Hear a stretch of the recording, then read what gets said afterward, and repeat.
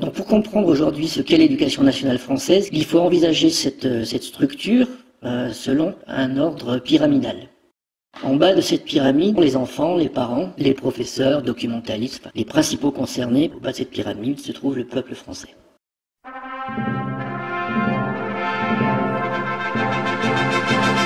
Allons enfants de la patrie, le jour de gloire est arrivé. Autant le dire tout de suite, le peuple français dans ce contexte-là, tout le monde s'en fout.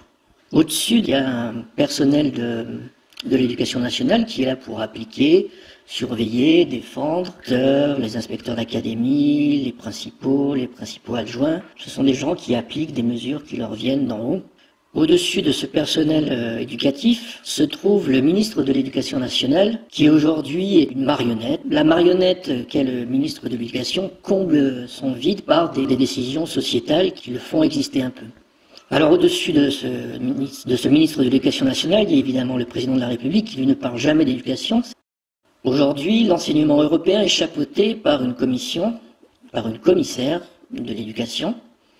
Cette pyramide n'est pas finie, puisque tout en haut de cette pyramide se trouvent des groupes de pression qui sont connus ou moins connus, et qui, comme le nom l'indique, font pression sur cette commissaire pour appliquer des directives selon leurs besoins. L'OCDE considère, par exemple, que pour faire tourner l'économie d'un pays, on n'a besoin que de 7% de la population. Autre groupe de pression, on peut aussi mentionner la table ronde européenne. Alors c'est un groupe moins connu qui réunit les chefs des plus grandes entreprises européennes, Volvo, Petrofina, Total.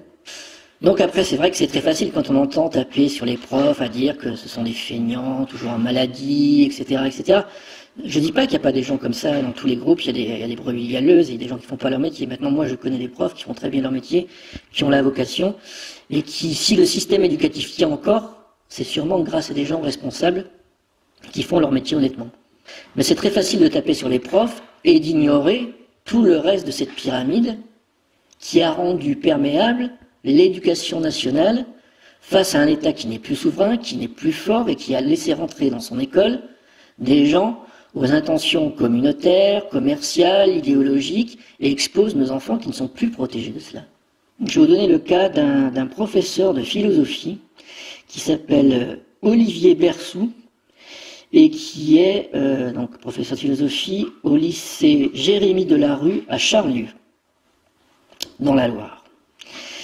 Donc ce professeur de philosophie a eu la bonne idée, évidemment neutre idéologiquement, d'emmener des élèves au cinéma stéphanois donc de Saint-Étienne-le-France, au 7e festival gay et lesbien, dont la thématique était cette année-là « Homo d'ici ou d'ailleurs ».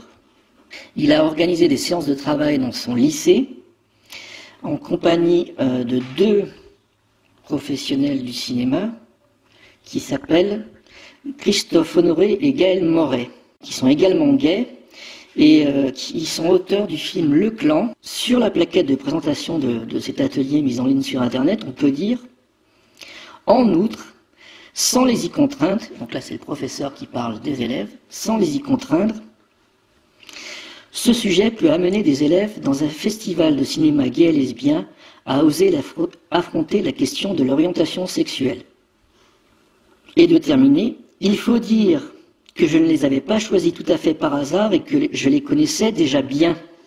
2 d'entre eux ont fait leur coming out en rédigeant le scénario. »